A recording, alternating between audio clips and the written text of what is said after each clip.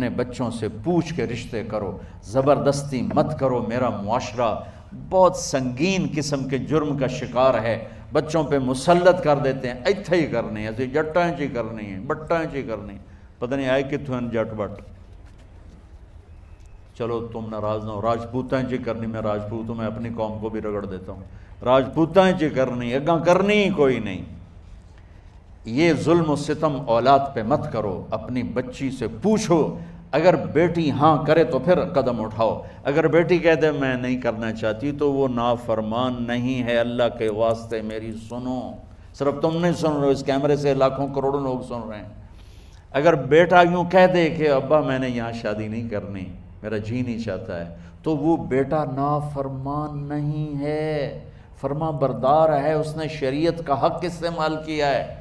اب ایسا ظلم مت کرو کہ نہیں اتھے ہی کرنی ہے، اتھے گھروں نکل جا۔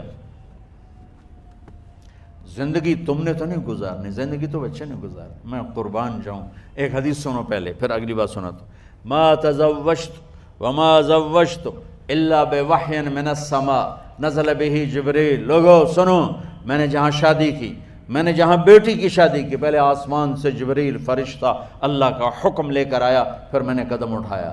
سمجھ گئے میری یہ بات؟ سمجھ گئے سارے؟ اب اگلی سنو۔ حضرت علی فاطمہ کا رشتہ لینے آ گئے، اور جبریل ان سے پہلے آ گئے کہ یا رسول اللہ فاطمہ علی کے لیے ہے۔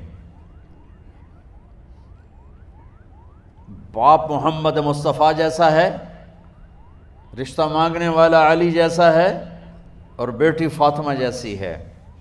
اور آپ پوچھتے ہیں علی کیسے آئے؟ وہ شرم کی وجہ سے کچھ کہہ نہ سکے، چپ۔ آپ کو تو پتہ تھا، آپ نے فرمایا فاطمہ کے رشتے کے لیے آئے ہو؟ کہا جی۔ تو جبریل تنال بیٹھا ہوا ہے کہ یا رسول اللہ اتھے ہی کرنا ہے۔ آپ نے ہاں نہیں کی، آپ نے کہا انشاءاللہ، اور یہ کہہ کر اٹھ گئے۔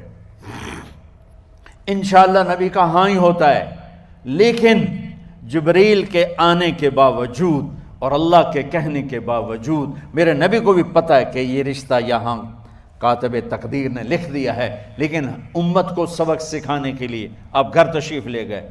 بیٹی فاطمہ کہ جی یا رسول اللہ، کہ علی کا رشتہ آیا ہے، میں ہاں کر دوں؟ سبحان اللہ۔ میں اپنے دیہاتی بچیوں پہ مجھے رونا آ گیا کہ جنہیں پتہ ہی نہیں ہوتا سانو کہیں دے نال بندے پہ جانور ہے یا انسان ہے۔ علی جیسا داماد، چلو علی کو چھوڑو، فاطمہ کو چھوڑو، جبریل آیا بیٹھا ہے، جبریل آیا بیٹھا ہے۔ اس کے بعد فاطمہ سے پوچھنے کی کیا بات؟ جبریل آ کر کہہ رہا یا رسول اللہ، اللہ کہہ رہا فاطمہ علی کے لیے ہے اور علی فاطمہ کے لیے ہے، اور پھر آپ کہتے ہیں بیٹی فاطمہ ہاں کر دو؟ ہماری تو آج کی بیٹیاں انکار نہیں کرتی، چپ کر کے گاں ماں اس طرح بن چھڑ دین قلعے نال۔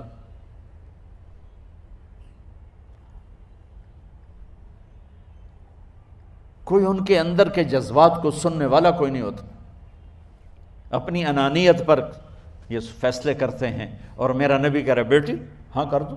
سبحان اللہ۔ آپ کا کیا خیال ہے، فاطمہ نے انکار کرنا تھا؟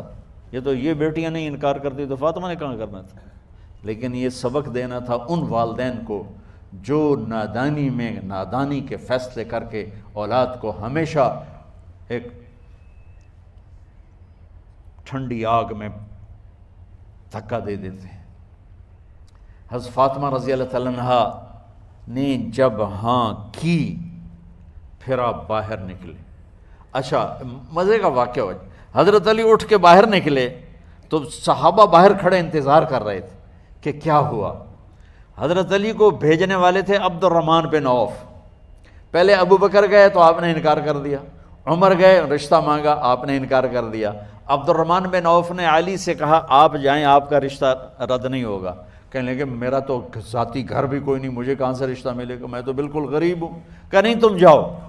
تو واپس آتے انہوں نے عبد الرحمن بن عوف پہ چڑھائی کر دی، ویکھیا ہے نا تو میں نو گلے آئی، انکار ہو گیا۔ تو صحابہ نے پوچھا کیا ہوا؟ کہا کچھ کہا ہی نہیں، چپ کر کے اٹھ گئے۔ تو عبد الرحمن بن عوف کہنے لگے کچھ بولے صحیح، کہ بس اتنا کہا انشاءاللہ، کہا تو مبارک ہو، نبی کا انشاءاللہ ہاں ہوتا ہے۔ کہا اچھا تو اتنے میں آپ باہر تشریف لے. کہا علی جی لو بلاؤ, لوگوں کو بلاؤ. ساری مسجد بھر گئی, آپ کی ساری مسجد فل ہو گئی. آپ ممبر پہ کھڑے ہوئے علی کو سامنے بٹھایا. کہا لوگو یہ جبریل میرے پاس اللہ کا پیغام لائے ہیں کہ میں فاطمہ بنت محمد کا نکاح علی بن ابی طالب کے ساتھ کر دوں. پھر آپ نے خطبہ پڑھا اور کہا کہ علی ہائے ہائے ہائے, میں نے فاطمہ بنت محمد کو 400 درہم مہر کے عوض تیرے نکاح میں دیا, تو نے قبول کیا؟ حضرت علی نے زور سے نعرہ لگایا میں نے قبول کیا, اور سجدے میں چلے گئے. اللہ کا شکر کا سجدہ ادا کیا. پھر میرے نبی نے وہیں سارے مجمع کو شہد کا شربت پلایا اور تازہ کھجوریں کھلائیں. اور پھر جب رخصتی ہوئی تو آپ نے حضرت علی سے فرمایا کہ آپ آ کے لے جاؤ. پھر آپ نے حضرت ام سلمہ, حضرت حفصہ اور جناب حضرت عائشہ رضی اللہ تعالیٰ عنہ, ان تینوں کو بلا کر فرمایا تمہیں پتہ ہے نا مجھے فاطمہ سے کتنا پیار ہے, تو تم فاطمہ کو دلہن بناؤ, اس کی تیاری کرواؤ, اسے دلہن بناؤ. تو ان تینوں نے حضرت فاطمہ کو دلہن بنایا.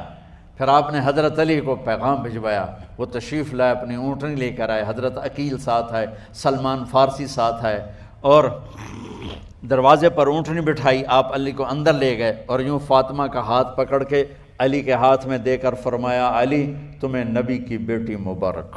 سبحان. پھر آپ نے کہا میری بیٹی فاطمہ, مجھے اپنے خاندان میں جو سب سے زیادہ محبوب تھا میں نے تیرا ہاتھ اس کے ہاتھ میں دے دیا ہے. والدین سے کہتا ہوں اپنے نبی کی زندگی پڑھو. میرا درد ہے کہ ہماری ثقافت میں اسلام داخل نہیں ہوا, ہمارے عبادت میں اسلام آ گیا. بہت سارا مجمع مرد عورتوں کا نمازی ہے, حاجی ہے, عمرے کرتے ہیں, لیکن ثقافت میں نبوت کی جھلک دکھائی دے, ثقافت میں اللہ کا نبی دکھائی دے, وہ نہیں ہے. زندگی بیت گئی اس انتظار میں, مدت سے لگ رہی تھی لب بام ٹک ٹکی, تھک تھک کے گر گئی نگہ انتظار آج, پتہ نہیں کب صبح ہوگی. چلو کہتے تو جائیں مجھے ہے اگرچہ بت ہیں جماعت کی آستینوں میں, مجھے ہے حکم اذان لا الہ الا اللہ.